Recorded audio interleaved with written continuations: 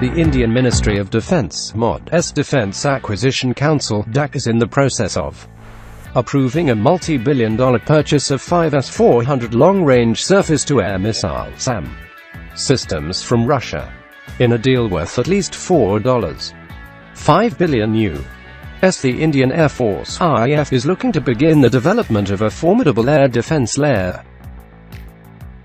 to its already capable setup involving land and sea-based assets. This is not simply an issue regarding the S-400 Triumph, a very promising system in its own right, but to eventually expand the network coverage through the inevitable induction of the indigenously developed Prithvi line of medium to long and short-range SAMs. That said, the S-400 with its 400 km range is for India a welcoming layer, and for Pakistan, a challenge that can be described as another big pull in India's favor. In other words, the chilling strategic imbalance that concerns Pakistan's security establishment. The S-400 Triumph is a development of the venerable S-300 long-range SAM system. While commonly perceived as a long-range SAM system, the S-400 is in reality a multi-layered system. In other words, it is equipped to engage targets at varied medium to long-range brackets. This is done by equipping the S-400 with a series of different missiles, each missile focused on engaging from a specific range. For example, the 40N6 missile has a maximum range of 400 km and the 48N6 missile has a maximum range of 250 km. These are strategically focused munitions meant to defend against ballistic missiles and/or long-range bombers.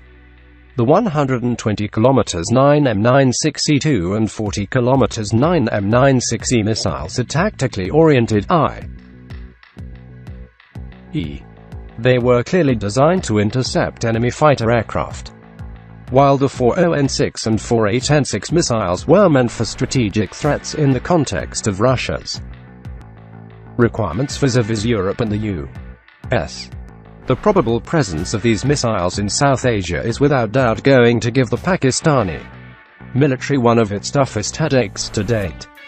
Whereas the counter to India's acquisition of the R-77 active radar-guided beyond visual range air-to-air missile (BVRAAM) was had through the purchase of the AIM-120C5 and SD-10. The counter to the S-400 Triumph is not the acquisition of a long-range SAM, such as the Chinese HQ-9. The actual countermeasure would be to acquire capabilities that could stress, deprecate and, ideally, destroy India's air defense capabilities. Theoretically, the solution to this problem is straightforward. The Pakistan Air Force (PAF) should prioritize the acquisition of low observable i.e. stealth combat aircraft as well as longer-range anti-radiation air-to-surface missiles and submunition-capable air-launched cruise missiles (ALCM). In theory, these fighters would be difficult to detect and the munitions would threaten the S-400's radar suite, which is necessary for detection and targeting. The Pakistan Army and military as a whole would need to invest in multiple independently guided re-entry vehicle (MIRV)-equipped ballistic missiles. These ballistic missiles would have multiple warheads,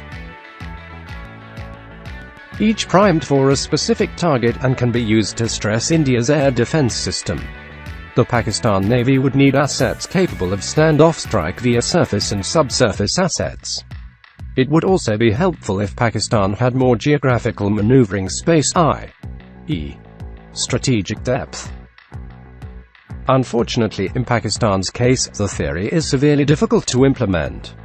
It is not simply a matter of being able to stress India's air defense, but also being capable of withstanding an Indian conventional response, which is stronger than Pakistan's on many of the counts that matter. This is where Pakistan's own acquisition of a long-range SAM would come into play. However, to be frank, these ideas would not necessarily guarantee absolute success in a conflict, but would at least serve as a credible deterrence on the grounds that Pakistan's conventional response would be unfeasible for India. However, with $16 billion US spent in servicing debt in the previous fiscal year and $1.8 billion US spent on ZARB over the past year, it is a tough ask to expect Pakistan to reach the requisite deterrence level.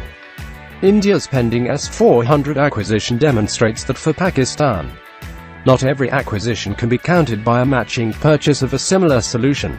There are moments, such as the S-400, where a single imbalance mandates the acquisition of a complete multi-system counter-strategy. Within Pakistan's current capacities, the purchase of 1 or 2 FC-31 squadrons may be possible, and if paired with the Mectron Ma-1 anti-radiation missile, would offer one system. But the remainder of the wider counter-strategy, especially on the side of the Army and Navy, will remain vacant. With very limited financial resources, the focus on the federally administered tribal areas, FATA, and the underlying economic problems, i.e., the debt and the debt servicing, it is difficult to expect a fully optimal response on Pakistan's part to India's S-400 acquisition.